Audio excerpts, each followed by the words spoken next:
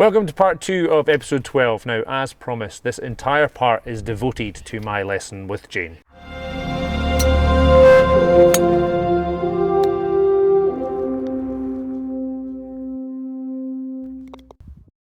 Okay, so just do what you would normally do.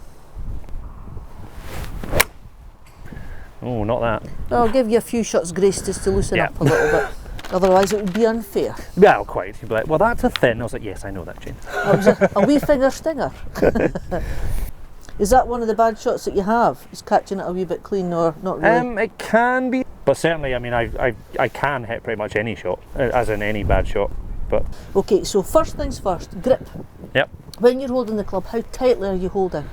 Because it should feel as if you're holding a hamster or a mouse. You don't want to. Okay, I'm probably probably tighter than its that. wee eyes are popping out, isn't it? Huh. That's a lot better. There you are, just lighten my grip. Cheers, bye. But it's the sort of thing, especially when we're not playing well, you don't realise that you're starting to get tighter and tighter. Yeah. So it's well worth, now and again, just giving yourself a wee shake. Yeah. Now, in your starting position, can you see how far forward your hands are? Yep.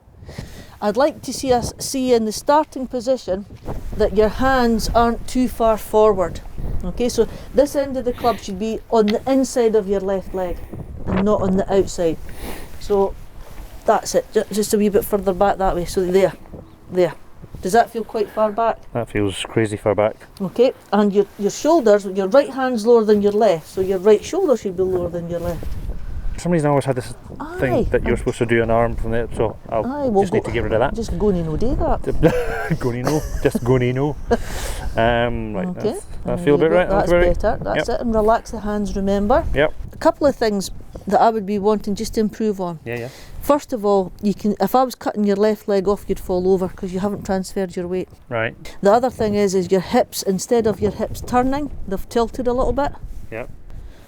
And then of course that has an effect on what's happening on the way back down again. So that's where you're probably going to get a lot of your bad shots from. As we come back down, the left side should be out the way, and we're just a wee bit late, so we're going to work on our hips to begin with. Okay, so on the takeaway, right, so if you start your swing very slowly, stop. Now at that stage there, would you be able to lift your left leg off the ground? Nope. Okay, so that's your first move, you see. You want to get from there to there, and you should be able to lift your left leg. Not that you want to, but that you should be able to. So you're transferring your hips, and as you're transferring your hips, they're turning and not tilting. Because, as you said, you recognise if you tilt your hips that way, your body's your shoulders go that way. So you're out of sync. Yeah. So we need to get the hips turning a bit better. It'll feel as if if there was an arrow sticking out your buckle of your belt, it would be pointing down to the inside of your your right toe. Okay. So we're turning. That about right? I always think, if you can imagine, see if your feet were in sand, if you were on the beach. Yeah. So when you set yourself up, both your feet, the indentation in the sand would be equal. Yeah. As you start your backswing, your right heel would go into the sand a little bit more. Okay. Okay? Yep. And then of course the reverse happens on the start of your downswing. The left heel would be more into the sand. Okay. And that's you clearing your left side so that you've got much more room for your arms to get out towards the target. Okie dokie. So basically we're working from your feet up. That's fine, yeah. At the moment, that would be grand. I'm just going to have a wee look at your hips because I can see when I'm standing here, right, back to starting position again, your right hip is actually higher than your left. Okay. Now, would that be something to do with the problem with your back? Possibly. Your toes, your knees, your hips and your shoulders are parallel. Yeah. But when I look behind, your right hip's high. Up. So what we might need to do is maybe adjust our setup slightly to try, because I don't care what your feet do, your hips have to be level. So maybe just bend my right leg a bit more. See if that helps, because that's maybe why you struggle with the ball flight sometimes. Not too far forward. That's good. There you go, square up the hips.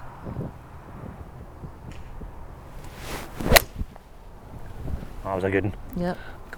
Totally off balance, but it was a good smack. Yeah, but the thing is, see if you lose your balance, it's not a disaster to go that way towards the target. Right, okay. And we always give the example, I guess, of Gary Player. Uh-huh.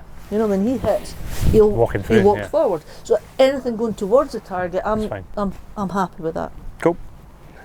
So we'll swing in the Make sure that your thumb is there. Yeah, you don't want it round there. That's it. And that you were worried about an overswing, but that thumb will actually help. Stop it. Hip turns a little bit better. Wee bit late with that foot on the way up. So it's still the lower half, and it's getting the timing of it. You're making all the right moves, but not necessarily in the right order. And to me, one of the key moves on the start of the downswing, the overswing, well, rather than thinking of it being a shorter swing, you just need to think of it as being a wider swing. Uh-huh. And it's that simple. There you go. Just stop there. But what should be your first move on the downswing is move your weight back first. So you're turning your hips, but you haven't transferred your weight back again. Okay. So we're a fraction out, and that's why sometimes, depending on how severe that move is, will give you whether you catch it a little bit thin or a little bit heavy, or a little bit to the right, or a little bit to the left. Yeah. And the thing is, so if my head position, if I look at you, and I'm looking at you, and when I bring my club back down, my hands will always come back to where my head is. Right.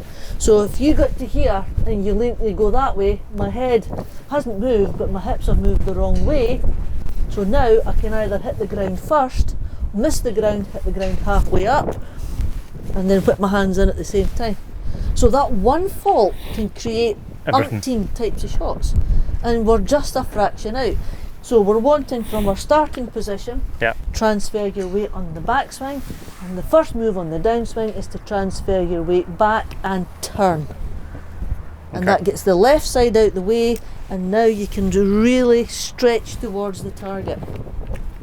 Because we're wanting your bad ones to go straight. That's the key. My father always used to say that to me. If you're going to duff it straight. Transfer, turn, transfer, turn. Now, the balance was better as well. Well done. That was really nice. Thank you. Take that every day of the week. Just check what time that is on the camera. It's the only one that makes it into the episode. I had a lesson. Look how good I am.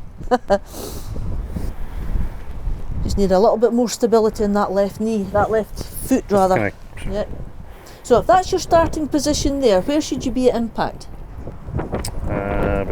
Okay. Nearly.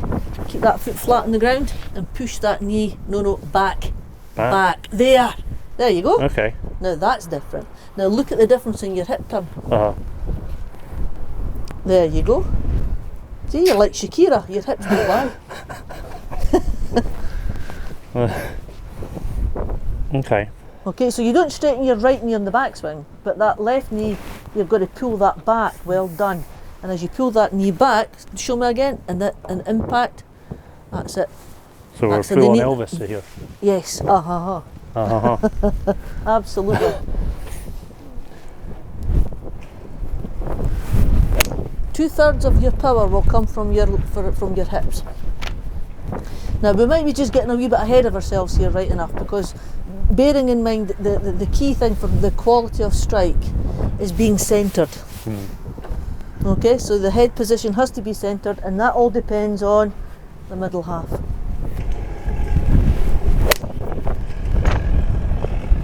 Now, what I liked about that was your balance was good. Because it was very much, that left side taking, I suppose we're looking for, depending on mobility and flexibility. If your shoulders go 90 degrees on your backswing, your hips should go about 45, so it's half. Okay. So that's when you're coming back. Your hips come back to the level. Your shoulders would then be 45 that way. So I mean, we can only do what our body allows us to do. Yeah. And I'm not getting any younger. It's not going to get any better. So. But it's so important that impact position, that you've got to get that left knee back, and that's going to give you your stability. So the harder you hit it, they still keep balance. Okay, so that's about right for setup. Thumbs on top, heels.